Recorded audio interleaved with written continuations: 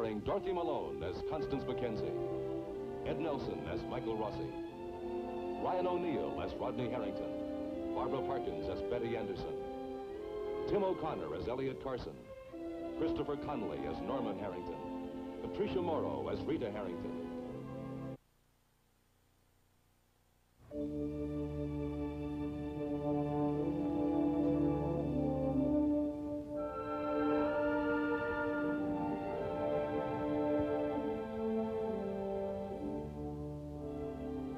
For the past few days, Peyton Place has been engaged in a public quest, the search for the missing Allison Mackenzie.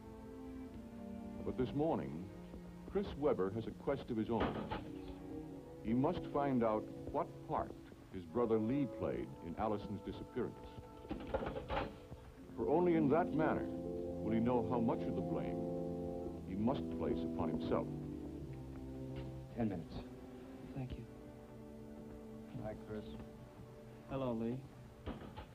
This is kind of a surprise. Why don't you sit down? No, thanks. I didn't expect you to stop by. Well, there's something I want to talk to you about, Lee. Go ahead. I'm not going anywhere. I want to know exactly what happened between you and Allison on that wharf. What do you mean? I just want a straight answer to a straight question. Nothing happened. I was on my way home. She was there. That's it. You talked to her. So? So I want to know why. You see someone you know, you talk to her. Come off it, Lee. You knew you were risking your bail. She helped put you in this jail. She was going to be a witness against you. Look, we talked. Then I came home and she split. Now, I didn't think I was risking anything. What did she say? Oh, nothing much. Small talk. She acted kind of weird.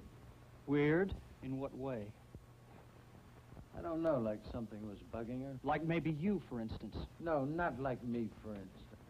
Why do you think she was in the hospital? She didn't have any broken leg. She was strung out, Chris, inside, and you know it. Stephen Court told us, remember? And what did you do to help, Lee? Lean on her a little bit? Try and shake her up just a little bit more? Yeah, that's right.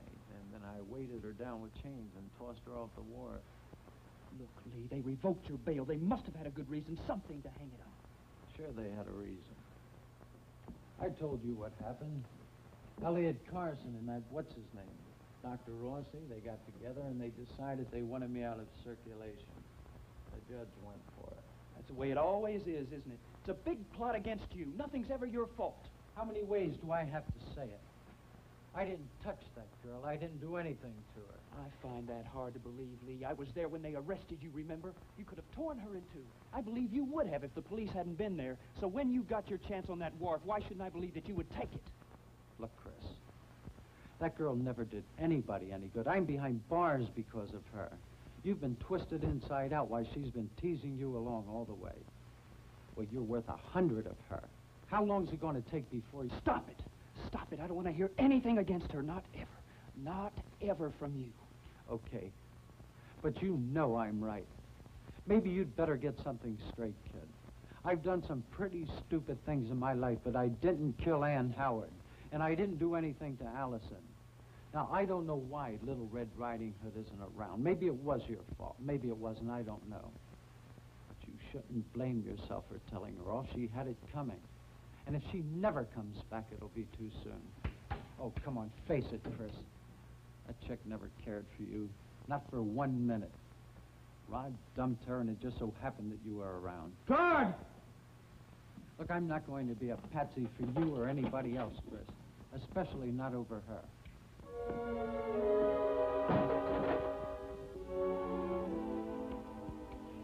You'd better believe me, little brother.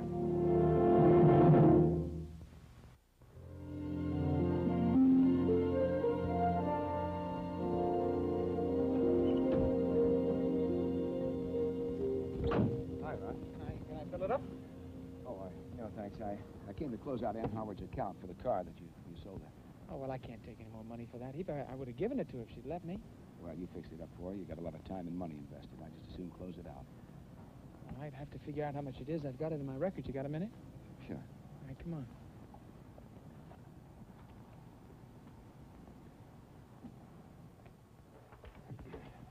Now, that was April, wasn't it? Yeah, it was late April.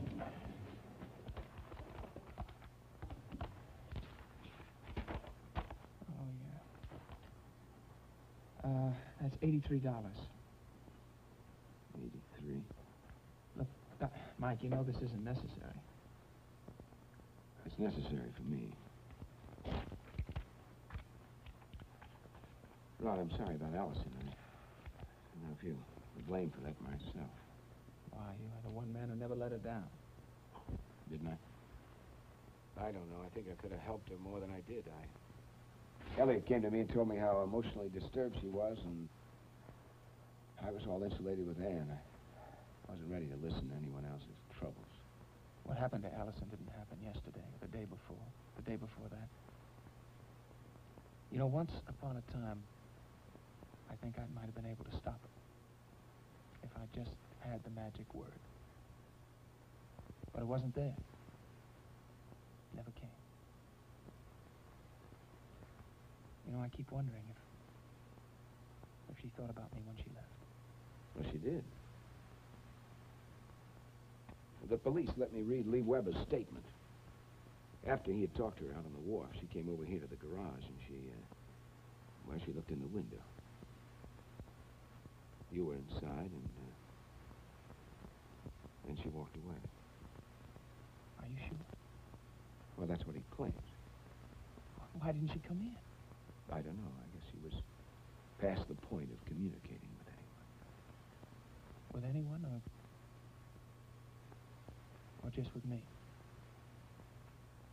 Oh, I failed her a lot of times. A lot of times.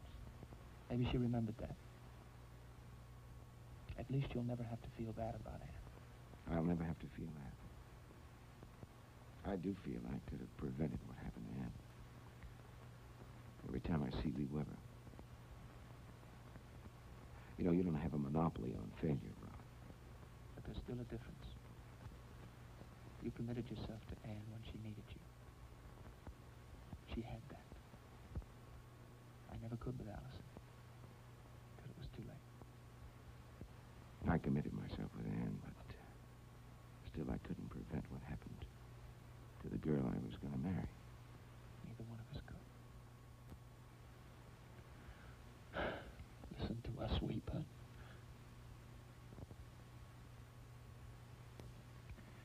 You know what I have with Allison? When I think back to when we were in high school, I was the big wise guy. She was the girl who wouldn't throw herself at my feet. Oh, we taught each other a lot. We loved each other. But that part of our lives is over. There's no making it come back. We had a chance. A chance to go forward. We couldn't handle it.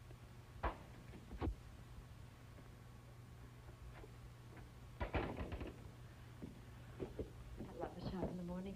So warm and friendly. Sound like an ad. Now, what's the order of the day? A new fiction table. Oh, good, but where would you put it? By the window. It may be in the way a little bit, but I want people to run into it. Oh, bestseller list? Mm-hmm. Bestseller list. A whole table full of new books. They do tend to get lost when they're so carefully stored away. Where's the table? Oh, that's, something for Allison, isn't it?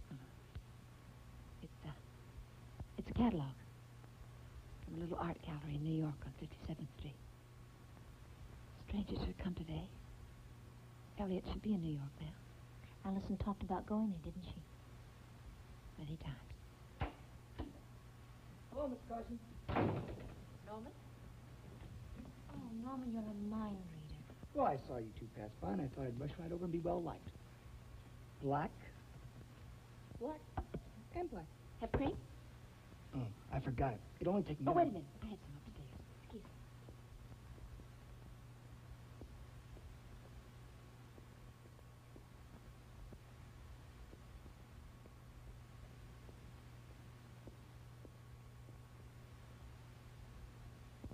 Norman, anything we can do to keep her mind off of Allison. Anything. I know we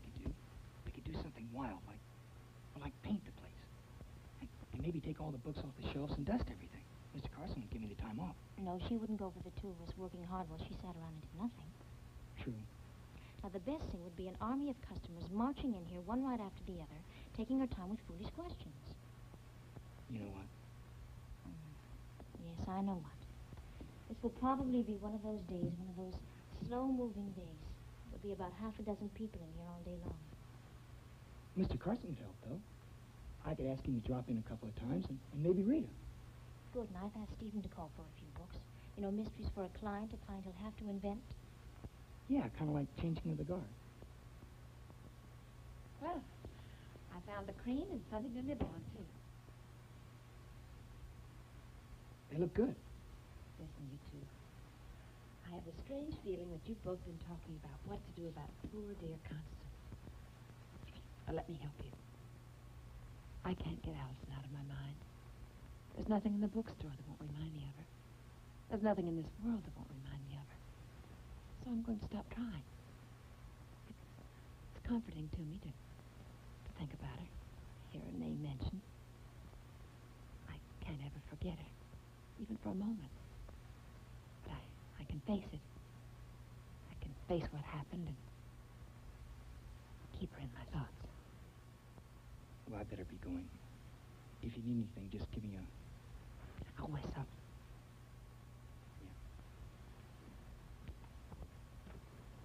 All right. Let's talk about Allison.